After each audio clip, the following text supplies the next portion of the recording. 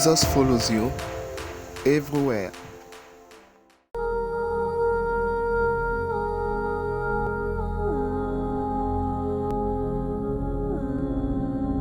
Shalom, peuple de Dieu, encore une fois, merci de répondre massivement à ce rendez-vous de prédication de votre chaîne préférée, Christ chez vous TV. Le Seigneur ce matin nous a encore invités à nous retrouver autour de sa parole, à pouvoir la méditer et à pouvoir la mettre en application. Et par les temps qui courent, bien aimés, il est de bonne guerre que les chrétiens aujourd'hui puissent se lever. Mais est-ce que les chrétiens peuvent se lever s'ils ne savent pas qu'ils sont appelés à cela?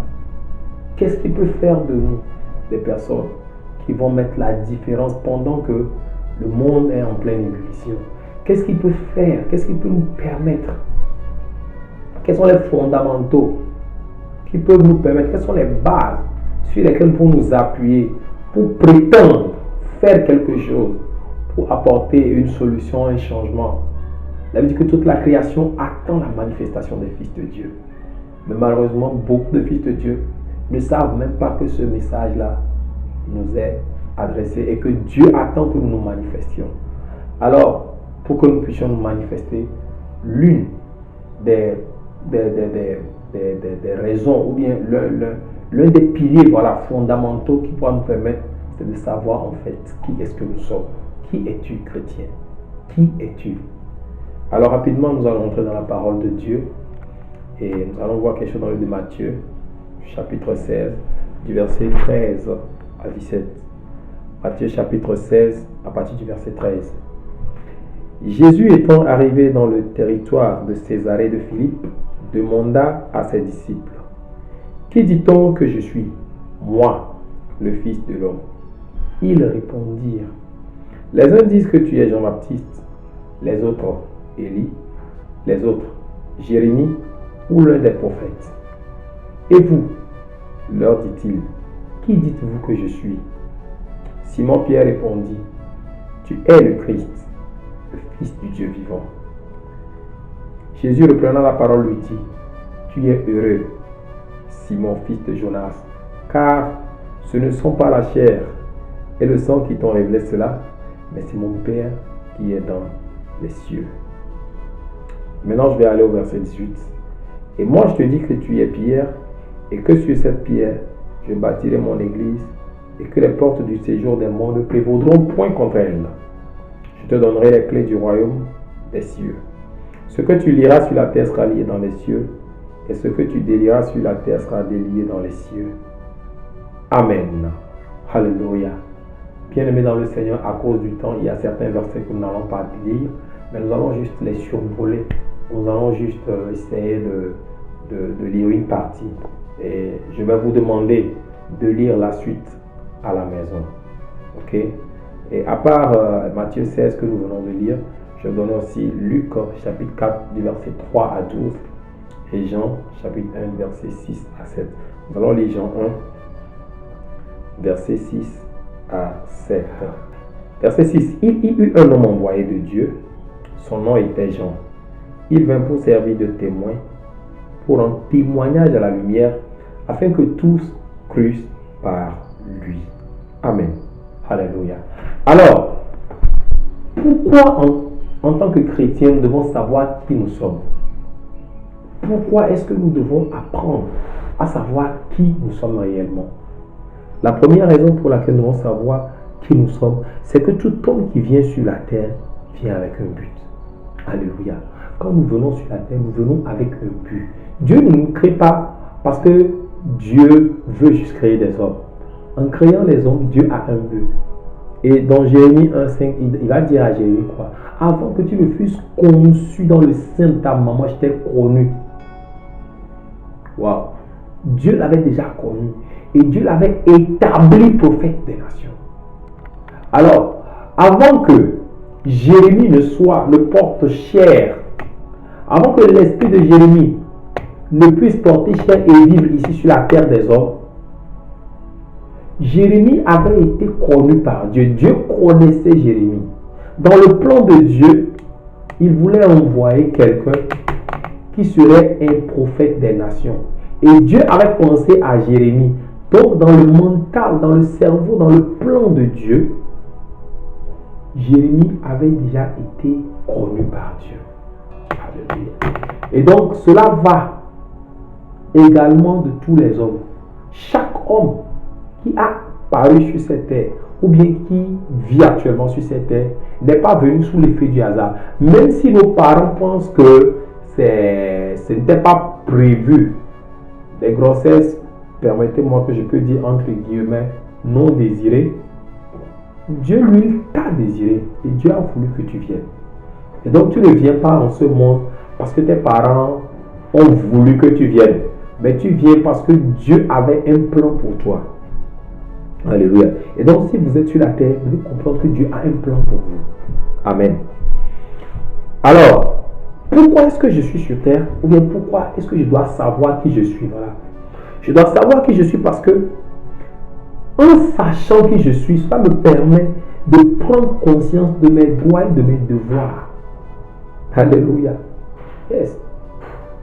Ça me permet de prendre conscience de mes devoirs, de mes droits. Alléluia. Alors, écoutez-moi bien. Si tu ne sais pas qui tu es, tu ne peux pas savoir ce que tu dois faire, ce que tu es appelé à faire. Quand nous allons dans Genèse chapitre 1, Dieu en créant l'homme va dire, Genèse 1 verset 28, et Dieu dit, soyez féconds, remplissez la terre, assujettissez-la et dominez. Soyez féconds, multipliez-vous, remplissez la terre, assujettissez et dominez. Et donc, dans le plan de Dieu, l'homme devait venir ici sur la terre pour dominer. Et donc, si l'homme ne sait pas pourquoi il vient sur terre, il ne peut pas comprendre pourquoi il lui faut faire quoi? Pourquoi il lui faut être fécond? Pourquoi il lui faut remplir la terre? Si l'homme ne sait pas qu'il a été envoyé ici sur terre pour dominer, l'homme ne saura pas pourquoi est-ce qu'il faut qu'il se multiplie. Parce qu'avant de dominer, il y a les 4 étapes. Il faut d'abord être fécond. Ensuite, la fécondité va t'amener à multiplier, à devenir nombreux. Et après, ça permettra de remplir la terre. Et quand vous remplissez la terre, vous commencez par assujettir, vous devenez maître en fait de la terre. Et c'est comme ça que la domination se manifeste. Amen.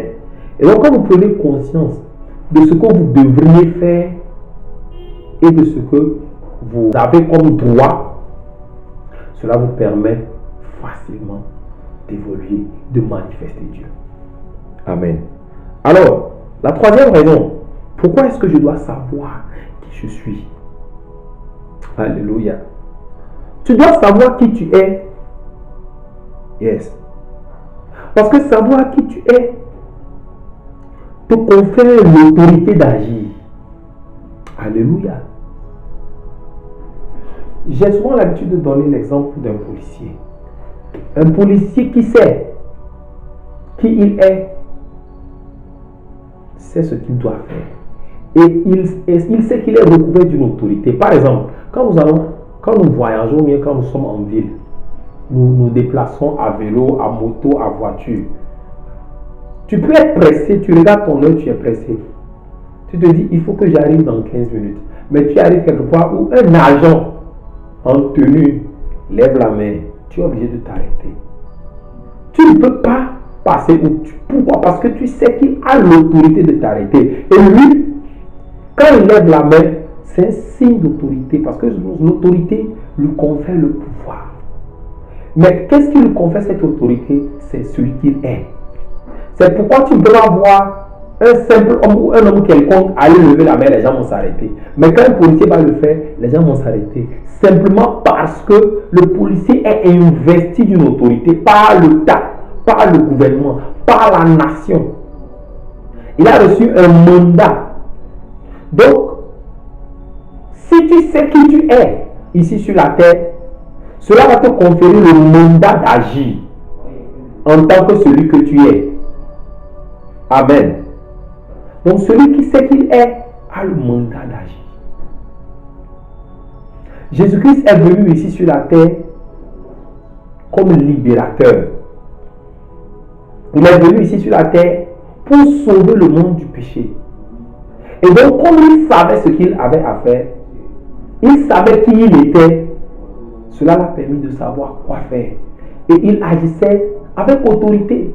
Quoique les lois en ce temps interdisent, racontent quoi, il sait qu'il n'est pas venu pour eux. Il est venu pour un mandat spécial. Alors ce mandat lui conférait l'autorité d'agir. C'est pourquoi il pouvait dire aux démons sort et les démons sortaient. Parce qu'il savent qu'il y a une autorité. Et ils savent que Jésus savait qui il était. Alléluia. Alors, comment est-ce que je fais pour savoir celui que je suis? Comment est-ce que je fais pour savoir celui que je suis? Bien-aimé, aucun homme ne peut vous dire qui vous êtes. Je vous dis la vérité. Pourquoi? Parce que seul le fabricant d'un produit peut vous dire avec exactitude ce que le produit a fait. C'est vrai, un pharmacien peut te donner les détails d'un produit. Un médecin peut te donner les détails d'un produit. Mais pas au même titre que celui qui l'a fabriqué. Parce que celui qui l'a fabriqué connaît les molécules qu'il a utilisées pour fabriquer ce produit. Et il sait qu'en agençant ceci et cela, ça va donner ça. Et il ne l'a pas fait au hasard. Il l'a fait en fonction du résultat qu'il veut que le produit la donne. Alléluia. Alors, pendant que nous y sommes, si tu veux savoir qui tu es, bien-aimé, ce n'est pas le médecin qui va te le dire. Parce que autrement, quand tu vas chez le médecin, il va te dire tu es diabétique. Quand tu vas peut-être chez un marabout, il va te dire ton avenir est comme ça, comme ça. Peut-être même quand tu vas chez quelqu'un d'autre, un pasteur, ça peut être un pasteur qui n'est pas inspiré de Dieu, il va aussi te dire autre chose. Alléluia. Mais la seule personne qui peut te dire réellement qui tu es, ou bien comment savoir qui tu es réellement, c'est par Dieu. Alléluia. C'est par le Saint-Esprit. C'est par Jésus-Christ. Parce que Jésus-Christ est Dieu. Le Saint-Esprit est Dieu. Alléluia. Parce que, écoute, avant que tu ne sois venu ici, Dieu dit, faisons l'homme à notre image. Ça veut dire qu'il s'adressait à qui? À Jésus-Christ et au Saint-Esprit. Mettons-nous pour faire l'homme à notre image. C'est pourquoi l'homme a la même caractéristique que Jésus-Christ. Il est un esprit d'abord, qui est l'image de Dieu. Dieu est esprit. L'homme est esprit. Il possède quoi? Une âme. Et il vit dans un corps. Donc, quand tu dis que l'homme n'est pas poussière, je suis désolé, mais l'homme, il est d'abord esprit. L'homme n'est pas le corps physique que tu vois, il est esprit. Alléluia. Alors, tu dois comprendre que pour savoir qui tu es, tu n'as pas besoin d'aller vers un féticheur ou quoi que ce soit. Tu as besoin de retourner à Christ, à la parole de Dieu. Et c'est Dieu qui va te dire, mon fils, voici qui tu es. Alléluia. Dieu a dit à Jérémie, je t'ai établi pour faire des nations. Yes. Et ça, c'est d'ailleurs une fonction. C'est d'ailleurs une fonction. Sinon, nous sommes tous esprits. Donc, ne pense pas ou ne crois pas à ces gens qui te disent, tu n'es que corps et sang. Non, je ne suis pas que corps et sang. Je suis d'abord, avant tout, un esprit.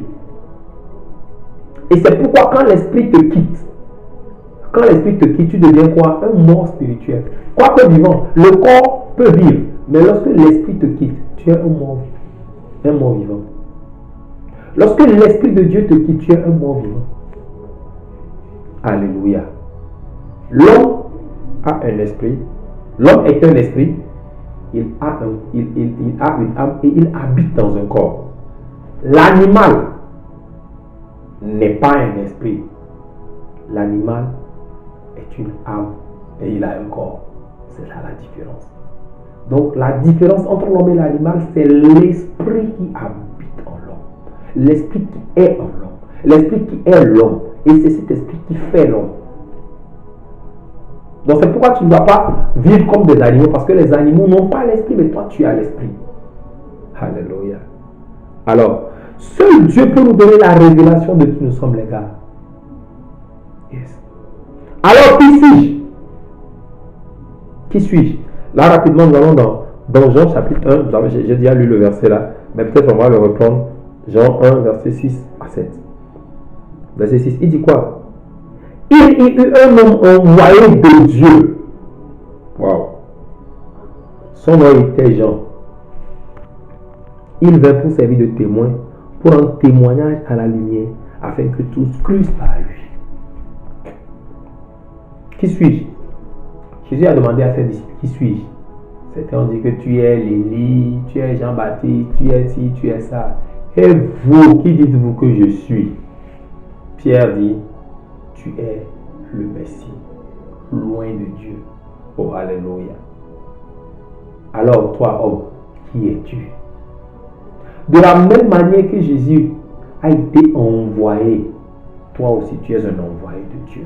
Yes.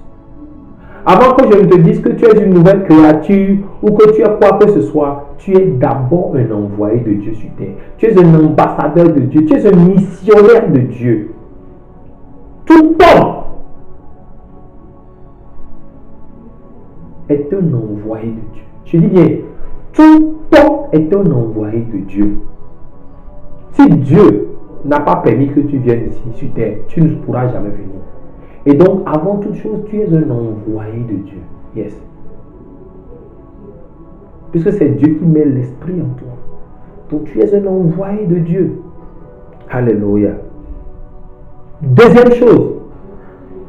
Cet envoyé-là, pourquoi il vient? Il vient pour témoigner. Donc, tu es un témoin. On dit qu'il est venu pour un témoignage à quoi? À la lumière. Alléluia. Donc nous sommes des témoins de Dieu. Le témoin de Dieu, c'est celui-là quand il vient sur terre, ou bien quand il arrive quelque part, il peut parler de la part de Dieu. Il vient sous forme d'image de Dieu. Témoigner, c'est quoi? C'est parler de la part de quelqu'un. C'est révéler. C'est confirmer quelque chose. Alléluia. Dans Acte 1, verset 8, Jésus dit à ses disciples, vous recevrez une puissance. Écoutez, je vais vous lire ça dans la version Louis II 21. Louis II 21, voici ce qu'elle dit. Mais vous recevrez une puissance lorsque le Saint-Esprit viendra sur vous. Et vous serez mes témoins à Jérusalem, dans toute la Judée, dans la Samarie et jusqu'aux extrémités de la terre. Vous recevrez quoi? Une force. Alléluia.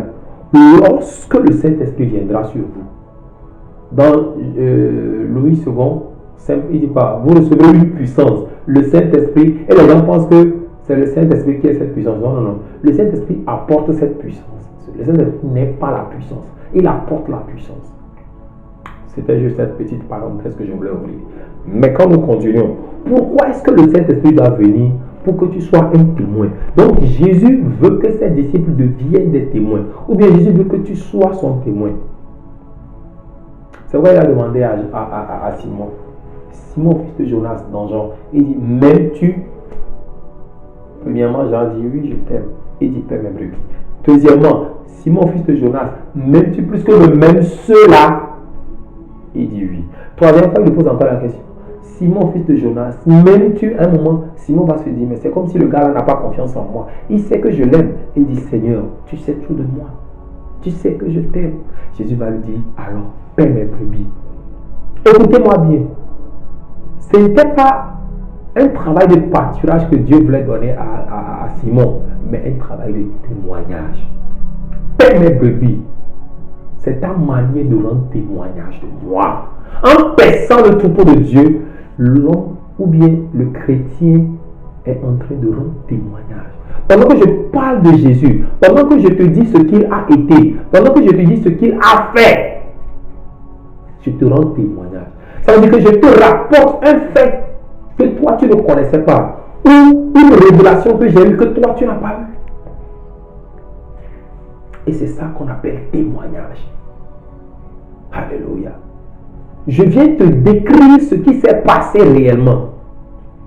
Je t'apporte un témoignage. Alléluia. Donc Dieu nous appelle également à être des témoins.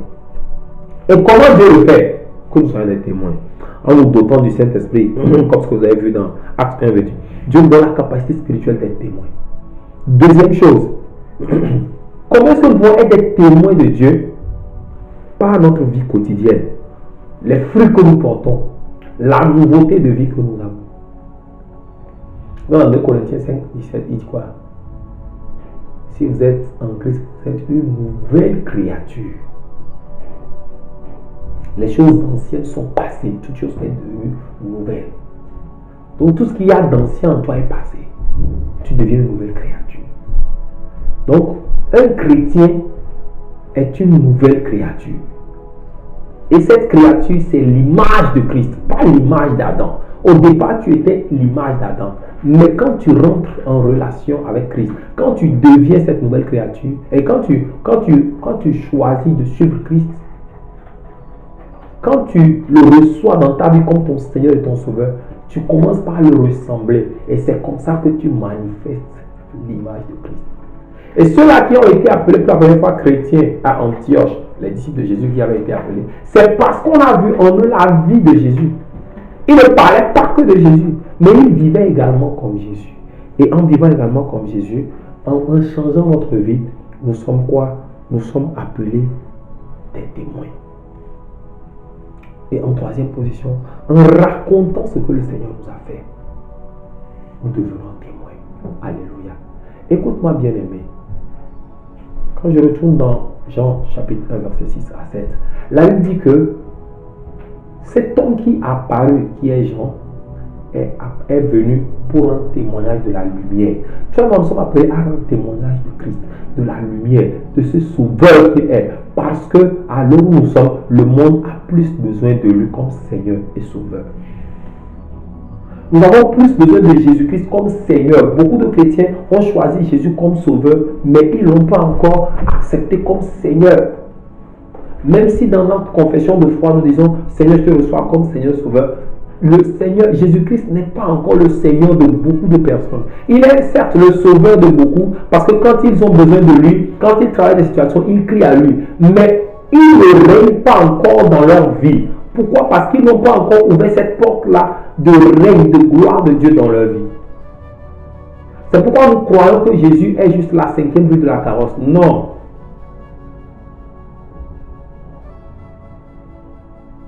Qui es-tu, chrétien? Tu n'es pas juste un profiteur. Non. Jésus ne t'appelle pas pour venir profiter de sa bonté.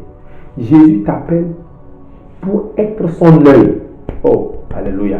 Il t'appelle pour être ses yeux. Il t'appelle pour être sa bouche. Il t'appelle pour être ses pieds. Aujourd'hui, Jésus-Christ n'est plus dans le monde, mais il est en toi. Et il veut utiliser tes pieds pour aller à Guérédouka, pour aller dans les fermes, dans les zones reculées. Il veut aller à Niantougou, il veut aller en Ukraine, il veut aller en Russie, il veut aller en Israël, il veut aller en Palestine, il veut aller en Syrie, il veut aller en Afghanistan, il veut aller au Liban, il veut aller au Ghana, il veut aller dans à tous les extrémités de la terre pour aller prêcher la bonne nouvelle. Et c'est tes pieds qu'il veut utiliser. Il veut utiliser ton argent pour y aller. Il veut utiliser ta bouche pour parler. Il va utiliser ta main pour être la main de qui? Des 100 mains. Ta voix pour être la voix des 100 voix. Si aujourd'hui, nous les chrétiens, nous ne nous levons pas, Christ ne peut pas être manifesté. Et nous rendrons un faux témoignage. Alors, je viens t'inviter ce matin par la grâce de Dieu à reconnaître qui tu es. Tu es une lumière, bien-aimé. Et tu es appelé à briller. La Bible dit que lorsque les mages ont vu l'étoile de Jésus-Christ, ils ont suivi cette étoile. Et cette étoile les a menés là où il a été né. Jésus était quoi? Il était encore bébé dans la crèche, mais des mages sont venus se mettre à genoux. Alors, je vais prier pour toi pendant que tu as confessé le Seigneur Jésus-Christ et que la main puissante de Dieu repose sur toi pour que cette marche que tu reprends avec le Seigneur Jésus soit une marche de victoire pour toi. Père, je prie pour ton fils, ta fille, ce matin dans le nom de Jésus. Seigneur, tu as dit que celui qui vient à toi, tu ne vas jamais le rejeter. Et pendant que ce peuple qui revient à toi reconnaît ses erreurs, tes bras d'amour sont ouverts encore pour l'accueillir. Alors je te confie ce peuple, je te confie ce frère, je te confie cette sœur, Seigneur. Je te les confie maintenant. Et je te demande d'envoyer ton esprit afin qu'il puisse les fortifier dans leur marche. Je sais que sans toi, nous ne pouvons rien faire, Seigneur Jésus.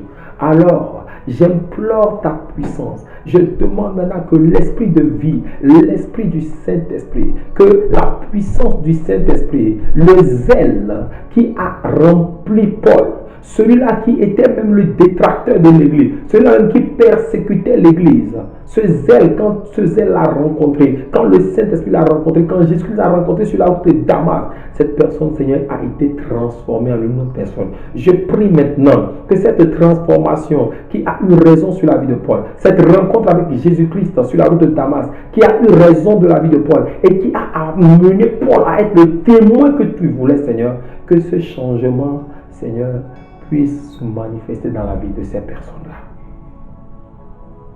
Que ce changement puisse se manifester dans leur vie. Éternel, qu'ils aient soif de toi au jour le jour. Je prie maintenant que le vieil homme qui vous habitait, que le vieil homme qui vous manipulait, qui vous utilisait pour ses fins négatives, aujourd'hui disparaisse de vos vies. Aujourd'hui, nous crucifions la chair. Nous crucifions la chair. Nous crucifions ses désirs en vous. Qu'un désir permanent de plaire à Dieu soit ta portion pendant que tu m'écoutes. Et que la vie nouvelle de Christ qui s'installe en toi puisse avoir le temps et la force de pouvoir s'agrandir, de croître au nom de Jésus. J'ordonne maintenant à tout esprit de famille, à toute réclamation sur ta vie de se taire à jamais. Parce qu'une nouvelle voix parle pour toi. Parce qu'une nouvelle alliance parle pour toi. L'alliance de Jésus-Christ qui a été faite à Golgotha parle pour toi. Parce que Jésus-Christ a versé son sang à Golgotha. Tout sang que tu es appelé à verser a déjà été payé au nom de Jésus.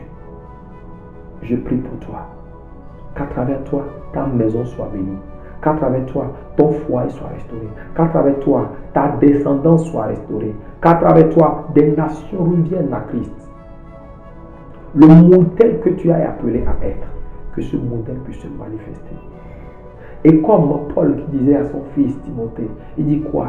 Il dit quoi? Que ne méprise pas ta jeunesse. Yes.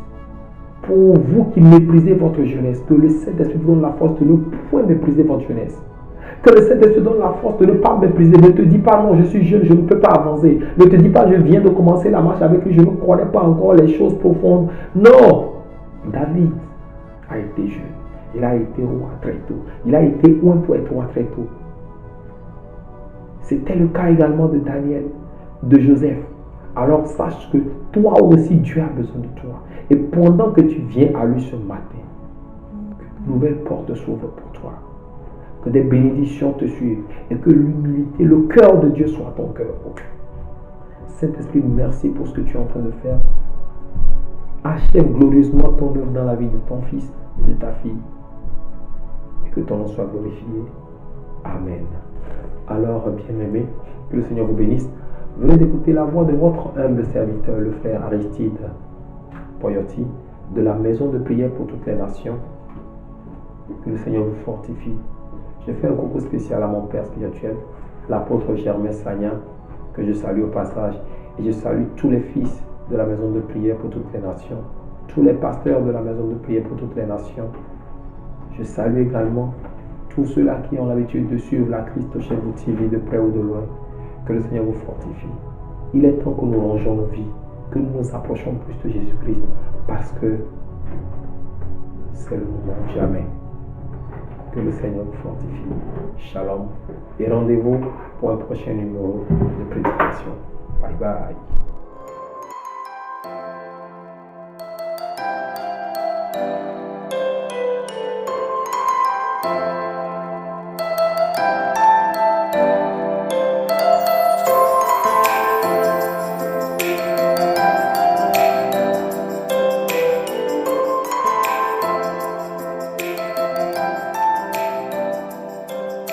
Jesus follows you everywhere.